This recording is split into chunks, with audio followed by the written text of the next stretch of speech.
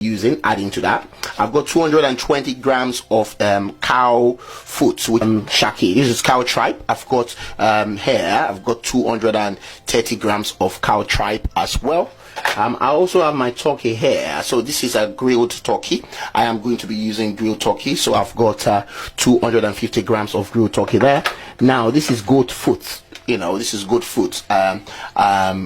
As you can see, I'm just going to show you in a minute. Yeah, that's it. I'm going to be using 400 grams of goat foot. Now, in 400 grams of yam. So I've actually diced the yam, as you can see, putting them in water, just to make sure they're very, they're not going brown, actually. So that's what I'm doing.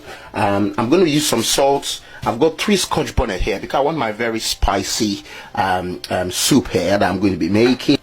I've got 3 nut cubes here. I'm going to be using nut cubes. I've also got some crayfish, grounded crayfish. I'm going to be using some grounded crayfish. Ugiri called Iru. I'm going to be using some Iru. Utazi leaf. I'm going to be using utazi leaf. 1 onion. That's what I'm going to be using, as well as some salt. So let's get the ball rolling, and thank you for watching, and just follow the step-by-step on how to make ofe nsala. Right, in a pot I'm going to add 2000 ml of water. So this is 2000 ml of water. So I've poured 2000 ml of water in a pot there. 400 grams of goat's foot. I'm also going to add my shaki.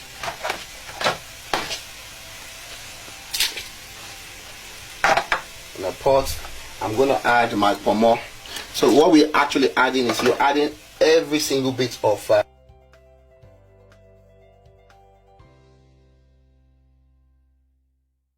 salt. So these are kind of things I'm going to be adding in the pot. Pour that in the pot. Add also, at this point, I am going to be adding some salt and onion. So I'm going to peel my onion, and I'm going to add my onion to it. Right, so I'm going to add my chopped onions into that. Add some chopped onions into the bowl, and I'm going to add 3 nut cubes.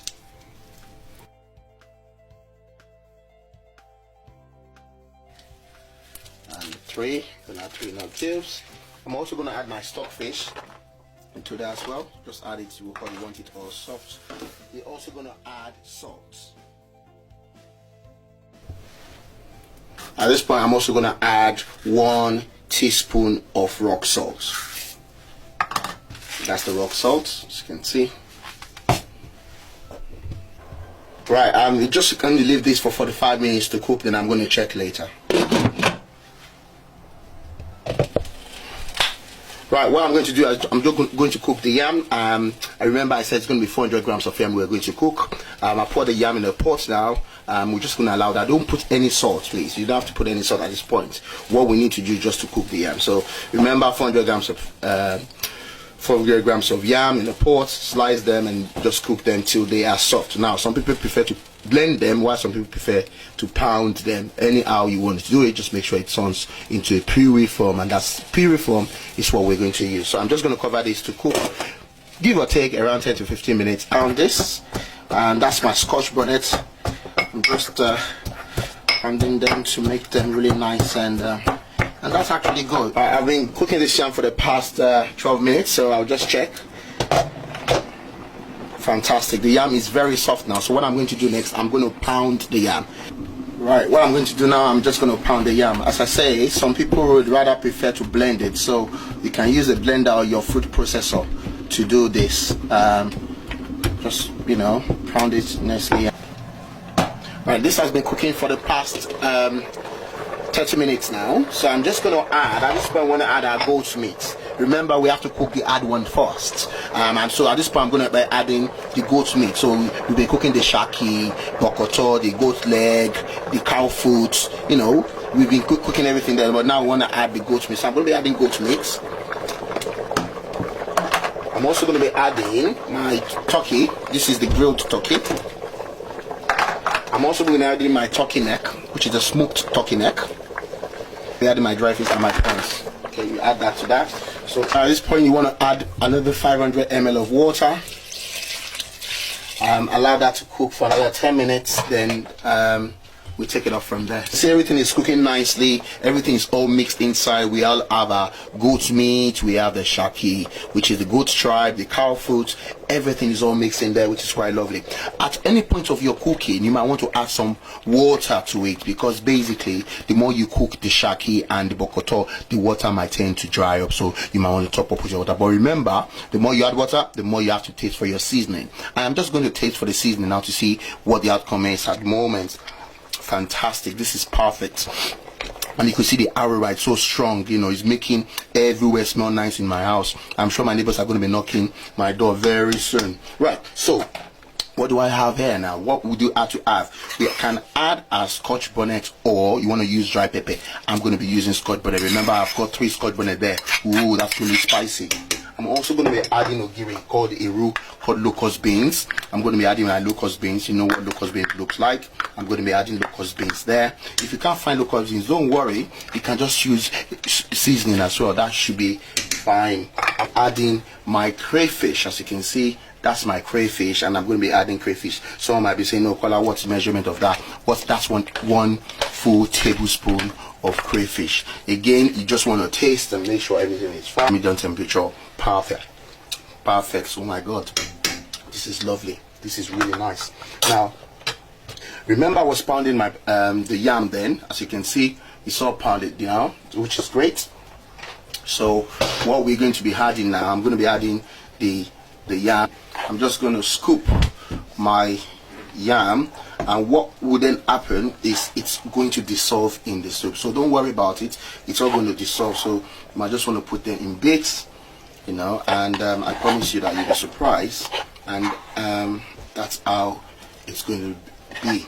The last thing we're going to add after leaving this to cook for another 20 minutes is we're going to add our utazi leaf. Utazi is just a garnishing. You might not want to add utazi, you might want to use spinach. 10 minutes into the cooking now, after pouring the yam there, let's find out if everything is dissolved now. Wow, that is what we're talking about. Can you see everything is dissolved? So you might just see no single yam you're going to see. And you can see the soup, it's really lovely and healthy. No oil, no granite oil, no vegetable oil, very healthy. God bless the Igbo people. Let me taste this. Igbo people, God bless you guys. Oh, that's what makes Nigeria Nigeria. Somebody will now be asking us to divide for what? When they have imported when they have created this kind of soup, we'll not divide. They want us to be hungry. Igbo, no way, you're not going anywhere. Really nice. I don't know how to explain it, but I wish you can get into your kitchen and do this and just try to have a feel of what I'm feeling here. The stockfish is there, the aroma is so strong, you know, everything is well cooked together, and you know, all swallowing together, enjoying themselves together. They're all in harmony. You know, I can see Yoruba, Hausa, Igbo in this soup all together, one Nigeria in one pot. You get what I mean? So what we're going to add next is our utazi. Alright, so I'm just going to put, you might want to put spinach or any other thing, you know, just keep it simple. But I'm just trying to follow what a basic Igbo person is going to add to it. Alright, so what we are going to add next to this soup is utazi leaf. Okay, I'm just going to put a bit of utazi leaf in the soup, just because it's a kind of a bitter leaf, you know, it has this kind of bitter taste. But I don't want it too much there, it's just for it. And if you have the fresh one, it's good, you know. If you have the fresh one, you can use the fresh utazi, but I'm using the dry one, and I'm sure it's going to come out really nice. So what we can just leave it for 3 minutes. You don't want it to be kind of swallowing into the soup, you know. That's why I just added a bit of my utazi as well, just to make sure it gives me that kind of feel I want in the soup. And I'm sure for the next 1 week I'm sorted out, because I'm going to put this in my fridge and I'm going to eat it. You can eat it by itself, you can eat it with rice, you can eat it with swallow, you can eat it with fufu, you can eat it with anything you want to eat it with. Right, it's 3 minutes into the cooking. I've just, after adding my utazi, now I am going to serve the food. I am going to serve this food. It's really looking nice here. Oh my god, this is lovely. You can see that. You can see that. Yeah, it is only in Nigeria that you will be able to eat a food like this. only in Nigeria. You can see the stockfish, you can see the cow food there, you know, only in Nigeria. Oh my God. And you know, you can wow your friends with this. If they want to taste Nigerian food, wow them with nsala, a food that is we can trace back to the Igbo land. Nsala. Nsala. Thank you for watching, and I'll see you in my next video. Bye.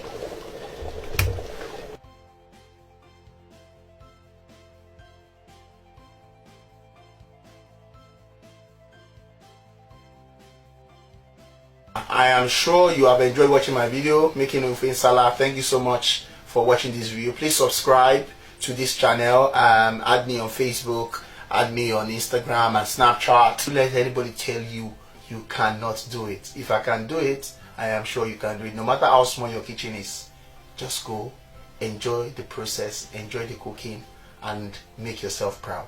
Till the next video, I want to say thank you and bye bye.